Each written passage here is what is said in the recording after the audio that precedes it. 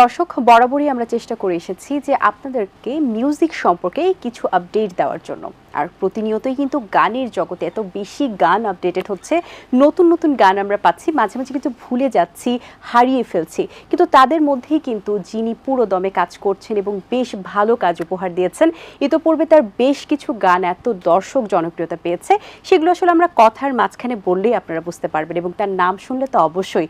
দর্শক আজ আমাদের মাঝে উপস্থিত রয়েছেন সিঙ্গার, কম্পোজার এবং মিউজিক ডিরেক্টর শান শায়েক। ভাইয়া, স্বাগত আপনাকে এটিএন মিউজিক অনুষ্ঠানে। কেমন আছেন? Thank you so much. আলহামদুলিল্লাহ ভালো আছি। আপনি কেমন আছেন? আমি বেশ ভালো আছি, এবং আপনাকে পেয়ে তো ভালোই লাগছে, কারণ আপনাকে পেলে গানের বিষয়ে আমরা অনেক কিছু আপডেটেড জানতে পারি, পাশাপাশি নতুন নতুন কিছু গানের কাজ আপনি আমাদেরকে উপহার দিচ্ছেন, সেটি সম্পর্কেও কিন্তু আমরা আপডেটেড থাকছি। সো একটু জানতে চাই, এখন রিসেন্টলি কী কী কাজ করা হয়েছে, নতুন আর কী কী কাজ আসছে? রিসেন্টলি আমার সুসঙ্গীতে কিছু গান প্রকাশিত হয়েছে। এর মধ্যে অনুপমা মুক্তির একটি গান, প্রিয়াঙ্কা গোপের দুটি গান, আমার নিজের একটা গান, এই তো আরও অনেক কাজ চলছে এর মধ্যে, সেগুলো আস্তে আস্তে ধারাবাহিকভাবে বের হবে। আচ্ছা, আপনাকে বরাবরই দেখেছি আপনি একটু ইউনিক প্যাটার্নের, অ্যাস্থেটিক প্যাটার্নের কিছু কাজ করেছেন, এবং গানকে আপনি বারবারই নতুন ধরনের রিপ্রেজেন্ট করেছেন। আমরা কিন্তু গান দেখি আধুনিক, আমরা গান দেখি ব্যান্ডের গান, আমরা বিভিন্ন ধরনের গানের সাথে কিন্তু যুক্ত রয়েছি এবং গান বিভিন্ন ধরনের পছন্দ করে, কিন্তু শান শায়েক মানেই কিন্তু দর্শকদের মনে একটু অন্যরকম গানের ছোঁয়া দেয়। এই যে অন্যরকম একটা ধারার রিপ্রেজেন্ট করা এবং অন্যভাবে দর্শকদের মাঝে রিপ্রেজেন্ট করা, এবং শান শায়েককে দর্শকদের মাঝে এত জনপ্রিয়তা প্রদান করা, সব কিছু মিলিয়ে আপনার জার্নিটা কেমন ছিল এবং কিভাবে এটা সম্ভব হয়েছে? জার্নি তো খুব ভালো, আলহামদুলিল্লাহ ভালো চলছে। আর যেটা বললেন যে ডিফারেন্ট জনরার কথা, সেটা হচ্ছে আসলে যে যার যার পছন্দ বা রুচি অনুযায়ী কাজ করে। তো আমার পছন্দ মূলত আসলে সেমি ক্লাসিক্যাল জনরাটা। তো এই জন্য আমার মিউজিকে বা সুরে ওই একটা ধাঁচ থাকে, আমি ওটা রাখার চেষ্টা করি, একটু রাগ প্রধান গান বা মিশ্র রাগের গান, তো সেটা চেষ্টা করি। এছাড়াও আমি সব ধরনের গানই করি, মডার্ন ফোক থেকে শুরু করে হিপ হপও করছি ইদানিং। সো ব্লেন্ডিংটা আমি করার চেষ্টা করছি আর কি। তো আসলে সবাই তার রুচিবোধের জায়গা বা পছন্দের জায়গা থেকেই মূলত কাজ করে। এরপরে তো বিভিন্ন মানুষের সাথে যখন ব্লেন্ড হয়ে কাজ করতে হয় বা তাদের পছন্দ অনুযায়ীও কাজ করতে হয় অনেক সময় আমরা যখন ফিল্মে কাজ করি, তো সেটা মাথায় রেখেও আসলে অনেক সময় সেই শেয়ারিংটা হয়। তো এই জন্য আসলে আমি যে এক ধরনের কাজই করছি সেটা না, আমি এখন আসলে মাল্টিটাস্কিং করছি, মানে বিভিন্ন ধরনের কাজ আমার করতে হচ্ছে। ওকে, ভেরি নাইস।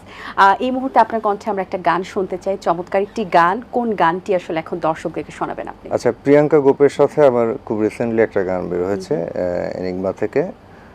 গানটি লিখেছেন ওয়ালিদ হাসান, সুর সঙ্গীত আমি করেছি, আর গেয়েছি আমি আর প্রিয়াঙ্কা গোপ। ওই গানটি একটু করে করছি।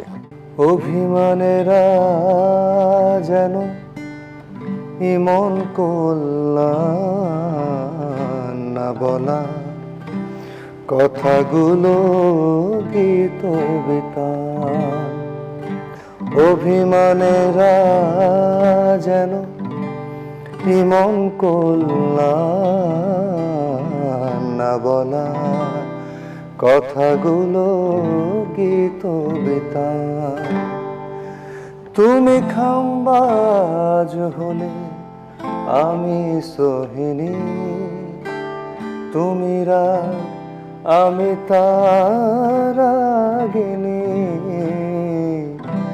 অভিমানেরা যেন ইমন কল্যাণ না বলা কথাগুলো গীত বিতান। চমৎকার, এত সুন্দর সুমধুর লেগেছে, চমৎকার, অসংখ্য ধন্যবাদ আপনাকে। আমরা কিন্তু এখন যে জেনারেশনে আছি, জেনজি জেনারেশন প্লাস নতুন আপডেটেড আলফা জেনারেশন, এবং আপনার একটি কাজ আছে যেটা হচ্ছে আলফা নিয়েই। সো একটু জানতে চাই, এটা কি আলফা জেনারেশন কেন্দ্রিক, কিভাবে কাজটা শুরু হয়েছিল এবং এখন কত দূরে গিয়েছে? মূলত মিউজিক আলফা একটা প্ল্যাটফর্ম, মিউজিশিয়ানস প্ল্যাটফর্ম আমরা বলতে পারি, কিন্তু আমাদের এখানে lyricist, composer, music director, video director, editor সবাই মিলেই আসলে এই প্ল্যাটফর্মটা আমরা করেছি। আমাদের টোটাল মেম্বার হচ্ছে 25 জন হবে। আচ্ছা, তো আমাদের কাজ হলো প্রোডাকশনের কাজটা কি, মূলত তারা প্রডিউস করে, কাকে প্রডিউস করে, শিল্পীকে, সুরকারকে, গীতিকারকে। আচ্ছা। তো এখানে আমরা সবাই সবার জন্য প্রডিউসার হিসেবে কাজ করছি। তো সেটা কিভাবে, গীতিকার গান লিখছে, সুরকার সুর করছে, মিউজিক অ্যারেঞ্জার অ্যারেঞ্জ করছে, ভিডিও ডিরেক্টর ডিরেকশন দিচ্ছে, এভাবে সবাই মিলে একটা গান তৈরি হচ্ছে।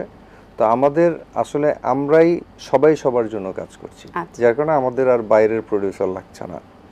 তো যেহেতু প্রোডাকশন লেভেলে আসলে শিল্পীদের পৃষ্ঠপোষকতার জায়গা থেকে অনেকটাই কমে এসছে, সো 2024-এ আসলে এটা আমাদের প্ল্যানটা ছিল অনেক আগে থেকে, আসলে আরো 5-7 বছর আগে থেকে আমি ভাবছিলাম যে যদি এরকম একটা কমিউনিটি করা যায় সেক্ষেত্রে মানে এটা একটা দারুণ ব্যাপার হবে, এবং শিল্পীদের স্বাবলম্বী হওয়ার ব্যাপারও আছে এখানে।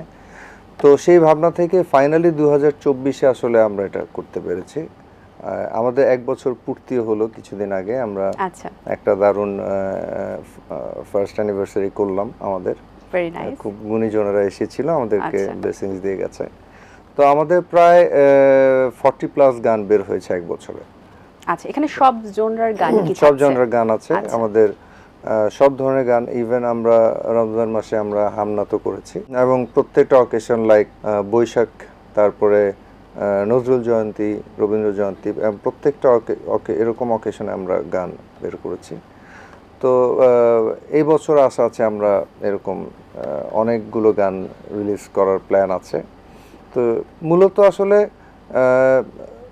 গান রিলেটেড বা মিউজিক রিলেটেড সবাইকে স্বাবলম্বী করার জন্যই আসলে আমাদের এই প্রচেষ্টা। তো আশা করি যে নেক্সট 5 ইয়ার্সে ইনশাল্লাহ আমরা আমাদের লক্ষ্যে পৌঁছতে পারবো। একটু জানতে চাই, যারা আসলে এখন নতুন প্রজন্মে কাজ করছেন বা যারা কাজ করছেন গানের সাথে, তারা যদি এই আলফাতে যুক্ত হতে চান তাহলে তারা কিভাবে যুক্ত হতে পারেন? আমাদের একটা ফরম্যাট আছে, সেই ক্রাইটেরিয়া ফুলফিল করলে আসলে আমাদের সাথে যুক্ত হওয়া সম্ভব। সেটা তেমন কঠিন কিছু না, সেটার যিনি যুক্ত হতে চান বা আসবেন সেটা সেই ক্রাইটেরিয়া ফুলফিল করলে আমরা তাকে আসলে ওয়েলকাম করব। আচ্ছা, আমরা এই মুহূর্তে আরেকটি গান শুনতে চাই, কোন গানটি শোনাবেন আমাদের? আমি একটা ফোক গান করি, আমার ভীষণ প্রিয়। শিওর। এই গানটা লিখেছিলেন লুৎফর হাসান, সুসঙ্গীত আমি করেছিলাম।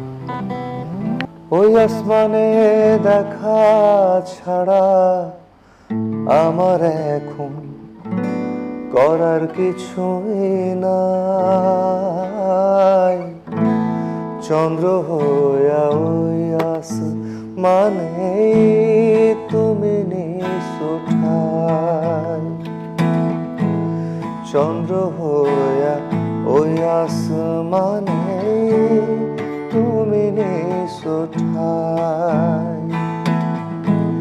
তাকাই যদি এই জমিনে শূন্য সবই তুমি বিনে, তোমার দেখা নাই, চন্দ্র হইয়া ওই আসমানে তুমি নিশোঠাই, ওই আসমানে দেখা ছাড়া আমার এখন করার কিছুই নাই, চন্দ্র হইয়া ওই আসমানে তুমি নিশোঠাই, চন্দ্র হইয়া ওই আসমানে তুমি নিশোঠাই। বাহ, অসাধারণ, অসংখ্য ধন্যবাদ আপনাকে। এখন জেনারেশনে যতটা আপডেটেড হয়েছে, গানেরও কিন্তু প্যাটার্ন চেঞ্জ হয়েছে, এবং এখন নতুন নতুন সোশ্যাল মিডিয়ার কিন্তু বিভিন্ন প্ল্যাটফর্ম আমরা দেখতে পাচ্ছি, এবং একটা সময় এত প্ল্যাটফর্ম ছিল না, মানুষ একটা অ্যালবামের জন্য অনেক দিন অপেক্ষা করতেন যে কবে গানটা রিলিজ হবে। সো এখন যে পরিমাণ আসলে প্ল্যাটফর্ম আর যে পরিমাণ সঙ্গীত শিল্পী তৈরি হচ্ছে, শিল্পীদের জন্য একটা দিতে ভালো, আসলে এত প্ল্যাটফর্ম হলে আসলে প্রত্যেকটা শিল্পী কিন্তু তাদের মেধাটাকে আরও বিকশিত করার জন্য একটা সুযোগ পেয়ে থাকেন। কিন্তু এই ক্ষেত্রে এত প্ল্যাটফর্ম হওয়াতে কোথাও না কোথাও কোয়ালিটিফুল শিল্পী কি তাদের আসলে দর্শকদের সাথে কানেক্টিভিটি হারিয়ে ফেলছেন কিনা, এখানে আপনার মতামতটা কি? আগে একটা মিডিয়া ছিল বা দুটো মিডিয়া ছিল, সেক্ষেত্রে বিনোদনের জায়গাগুলো কিন্তু এত বিনোদনের জায়গা ছিল না, হ্যাঁ, খুব সীমিত জায়গা ছিল। তো তখন যে কিউসিটা হতো, কোয়ালিটি কন্ট্রোল, তখন যেই ফরম্যাটে কাজ হতো সেই ফরম্যাটে সবাই গান গাইতে পারতেন না। ধরেন একটা গান 1 টেকে রেকর্ড হতো বা 2 টেকে রেকর্ড হতো, এবং একজন অশিল্পীর পক্ষে কিন্তু এইভাবে গান গাওয়া পসিবল না। এখন যখন স্টুডিওতে কাজ হয়, একজন যে শিল্পী না সেও গান গেতে পারে, কারণ এক লাইন করে গান গাওয়া যায়। তারপরে আরও বিষয় আছে, সেটাকে পিচ কারেকশন করা যায়, মানে সুরে ফেলা যায় সফটওয়্যার দিয়ে। তো এই বিভিন্ন কারণে আসলে যারা শিল্পী নন, শখে গান করেন, তাদেরকে আমি ইয়ে করছি না, কিন্তু যারা আসলে শিল্পী এবং অনেক বছর চর্চা করে এই জায়গাটাতে এসছে, তা মানে তারা বেশি আসলে প্রিভিলেজ পাওয়া উচিত, এবং তাদের তারাই ফ্রন্ট লাইনে আসলে থাকা উচিত, তারাই কিন্তু রিপ্রেজেন্ট করে দেশকে। তো যারা শখে গান করেন, আমি তাদেরকেও ইন্সপায়ার করি, তারা আসলে শিখুক, তারা আরও ভালোভাবে প্র্যাকটিস করুক। প্র্যাকটিস করলে অনেকের হয়তো অনেক হিডেন ট্যালেন্ট থাকে, সেটা বিভিন্ন কারণে সামনে আসে না, হয়তো চর্চার মাধ্যমে তারা সেটাকেও সামনে নিয়ে আসতে পারে। কিন্তু এই যে সফটওয়্যারের এবং টেকনোলজির অপব্যবহারের কারণে যেইভাবে আসলে ভুল বলবো না, মানে যেই গানগুলো আসা উচিত না ফ্রন্টে, সেইগুলো চলে আসছে, এবং ভালো গানগুলো পিছিয়ে যাচ্ছে। কারণ প্রত্যেকটা প্ল্যাটফর্মকে অপারেট করে কিন্তু এআই, এবং এআইয়ের যেহেতু ইমোশন নাই, ও কিন্তু বোঝে না যে কোনটা ভালো কোনটা খারাপ, কারণ ওর কোডিংটা থাকে যে যেটা রিচ করবে, যেটা শেয়ারিং হবে, কিন্তু কিভাবে শেয়ারিং হচ্ছে এটাও তার জানার বিষয় না, সেটাকে ও ফ্রন্টে দিয়ে দেয়, সেটাকেই ও রিচ বাড়িয়ে দেয়।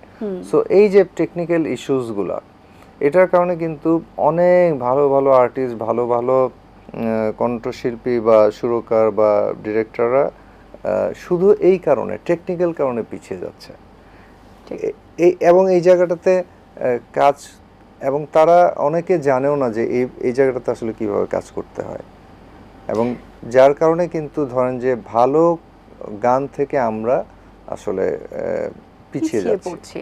আপনার তো বেশ কিছু জনপ্রিয় গান রয়েছে, দর্শকরা প্রতিনিয়ত সেগুলো পছন্দ করেন, তো সেখান থেকে একটি গান আমরা দর্শকদেরকে ছোট্ট একটা অংশ বিশেষ দেখাতে চাই। কোন গানটি দেখাবো? কন্যারে। ওকে, আমারও খুব পছন্দের একটি গান। চলুন দর্শক, আমরা গানটির ছোট্ট একটি অংশ, চমৎকার কন্যা টাইটেলের একটি গান দেখে আসলাম, খুবই দারুণ লেগেছে। একটু জানতে চাই, এই ধরনের গান কেন এখন তৈরি হচ্ছে না, বা তৈরি হলে কতটুকু তৈরি হচ্ছে? ভালো গান তো সবসময় তৈরি হচ্ছে, কিন্তু সময়টা যেহেতু আসলে খুব বিক্ষিপ্ত একটা সময়ের মধ্যে আমরা পার করছি, এবং আমাদের এখনকার কম্পিটিশন কিন্তু ওয়ার্ল্ড ওয়াইড। আগে কিন্তু কম্পিটিশন ছিল লোকাল, হ্যাঁ, যে 100 জনের সাথে আমাদের কম্পিটিশন চলছে। এখন কিন্তু কোটি কোটি মিউজিশিয়ানদের সাথে আমাদের কম্পিটিশন চলছে, কারণ যখন একটা গান একটা প্ল্যাটফর্মে যায়, সেটা কিন্তু লোকাল প্ল্যাটফর্ম না, ইন্টারন্যাশনাল প্ল্যাটফর্ম। সো দ্যাট এখন কম্পিটিশনটা খুবই টাফ, মানে খুবই টাফ। তো যেই জায়গাটাতে একটা এখন গান রিলিজ হচ্ছে প্রতিদিন হাজারেরও বেশি, তো মানুষ আসলে কয়টা শুনবে, এবং মানুষের হাতে আসলে সময় কতটুকু? একটা মানুষ সারাদিন চাকরি বাকরি করে বা ব্যবসা করে সে সময় পায় কতটুকু? 1 ঘন্টা 2 ঘন্টা। এই 1 ঘন্টা 2 ঘন্টার মধ্যে প্ল্যাটফর্ম আছে হাজারেরও বেশি। এর মধ্যে নাটক, সিনেমা, টক শো, পলিটিক্স, আপনার ট্রাভেল শো, আরো হাজার হাজার টাইপের শো, এবং এর মধ্যে গানটা যে মানুষ দেখছে, এটাই তো বিশাল ব্যাপার। এবং আমরা যদি দেখি যে আগেকার গানগুলো কিন্তু 7 মিনিট, 8 মিনিট, 9 মিনিট পর্যন্ত হয়েছে, কিন্তু এখনকার গান কিন্তু 2.5 মিনিটেই শেষ হচ্ছে। এটার মূল কারণ হচ্ছে অস্থিরতা। কেন জানেন? আপনার ধরেন একটা এক্সাম্পল দিই আমি। ফেসবুকে আপনি ঢুকলে মনে হবে পৃথিবী ধ্বংস হয়ে গেছে, এত নেগেটিভিটি, যে অমুক জায়গায় অ্যাক্সিডেন্ট, অমুক জায়গায় মানুষ মরে গেছে, অমুক জায়গায় একটা ক্রাইম হয়েছে, ফুল অফ নেগেটিভিটি। যখন আপনি বাস্তবে রাস্তায় নামবেন, আপনি দেখবেন যে এভরিথিং ইজ নরমাল, ক্রিটিক্যাল না, যতটা আসলে আমরা দেখতে পাই। এবং এই যে আপনি নেগেটিভিটি গেইন করছেন, নেগেটিভিটি নিচ্ছেন নিজের ব্রেইনে, সকালে ঘুম থেকে উঠে মানুষ নেগেটিভিটি নিচ্ছে, রাতে ঘুমাতে যাওয়ার সময়ও নেগেটিভিটি নিচ্ছে, কারণ ঘুমাতে যাওয়ার আগে 1 ঘন্টা মানুষ স্ক্রল করছে রিলস, এবং রিলস কিন্তু ফুল অফ নেগেটিভিটি। হ্যাঁ, এবং সকালে উঠেই কিন্তু দেখেন এমটি ব্রেন, আমরা একটা ভালো মন নিয়ে উঠলাম, উঠে আগে কি হতো, একটু মানুষ পাখির ডাক শুনতো, একটু বাইরে বেরোতো, একটু মা বাবার সাথে কথা বলতো। এখন কিন্তু ওয়াশরুমেও মানুষ ইয়েটা নিয়ে যাচ্ছে, মোবাইলটা নিয়ে Right. যাচ্ছে, এবং 1 ঘন্টা তারপরে যে সে তার যাবতীয় কাজ করছে, সব মানুষ না, ম্যাক্সিমাম মানুষ। তো এই যে সুন্দর মন নিয়ে উঠে তারপরে নেগেটিভিটি নিয়ে বের হওয়া, এগুলো কিন্তু সারাদিন ব্রেনে চলতে থাকে, কাজ করতে থাকে। ঠিক। ঠিক আছে, তো এইটা কিন্তু একটা বিগেস্ট ডিজাস্টার, যে কারণে আমাদের চিন্তা ভাবনা সব কিছুতে একটা নেগেটিভ অ্যাপ্রোচ চলে এসছে। এবং তারপরে কিন্তু দর্শকদের একটা জিনিস খুব ভালো, তারা কিন্তু ভালো গান বেছে নিচ্ছেন এবং কিছু কোয়ালিটিফুল গান কিন্তু থেকে যাচ্ছে। এবং আমরা যদি দর্শকদের কোনো ভুল নাই তো, আমি তো আমার এআই তো ভালো গান ও খারাপ ভালো বোঝে না। রাইট, ও বোঝে যে ঠিক আছে এটার শেয়ারিং ভালো, এটাকে আমি রিচ করব, এটা বুস্টিং হয়েছে, এটাকে আমি রিচ দিব। ও তো রোবট, ওর তো কিছু করার নাই। এখন ভালো দর্শকের শ্রোতার কাছে তো গানটা পৌঁছাতে হবে। আসলে খুব সুন্দর একটি সত্য কথা বলেছেন, তিতা সত্য আসলে। আচ্ছা, সম্প্রতি তো আপনি গান করছেন, বেশ ভালো গান করছেন। আপনার কি কখনো এরকম হয়েছে যে আপনি কারো গান শুনে মুগ্ধ হয়েছেন? হ্যাঁ, অনেকের গান শুনি তো মুগ্ধ হই, আমি প্রত্যেক দিনই মুগ্ধ হই। একটু আগেও রিয়েল নামে আমার এক ছোট ভাই আছে, he is a very good singer, ওর গান শুনে আসছিলাম, আমি মুগ্ধ হয়েছি। অনেকের এরকম, পারভেজ এক ছোট ভাই আছে, পারভেজ খান ফোক গান গায়, সাগর বাউল, ওদের গান শুনে আমি প্রায় মুগ্ধ হই। আচ্ছা, সেখান থেকে যদি একটি গান চুজ করে গাইতে বলি, কোন গানটি শোনাবেন আমাদের? মোস্টলি আমি আসলে সিনিয়র আর্টিস্টদের গানই করি, এর মধ্যে শ্রদ্ধেয় নিয়াজ মোহাম্মদ চৌধুরীর গান আমার খুব ভালো লাগে, ওখান থেকে 2 লাইন গাইতে পারি। তোমার যাবার সময় বুঝি হয়ে যায়, আমার দেবার কিছু বাকি রয়ে যায়, এভাবে চলে যাবে তুমি, এভাবে চলে যাবে তুমি, তোমার যাবার সময় বুঝি হয়ে যায়, আমার দেবার কিছু বাকি রয়ে যায়, এভাবে চলে যাবে তুমি, এভাবে চলে যাবে তুমি। বাহ, চমৎকার। যদি শান শায়েক সিঙ্গিং জগতে না আসতেন, তাহলে অন্য কোন প্রফেশন কি চুজ করা পসিবিলিটি ছিল? বিজনেস। আচ্ছা, সো এখনো কি করা হচ্ছে কিনা, না শুধু গানের সাথে আছে? না, বিজনেস আমি করি, কিন্তু সেটা খুব স্মল ফর্মে, সেটার সাথে আমি যুক্ত আছি, কিন্তু গান না হলে আমি একদম পাকা ব্যবসায়ী হতাম, দ্যাট ইজ ট্রু। আমার হচ্ছে দ্বৈত সত্তা, এবং এটা খুব কনফ্লিক্ট করে।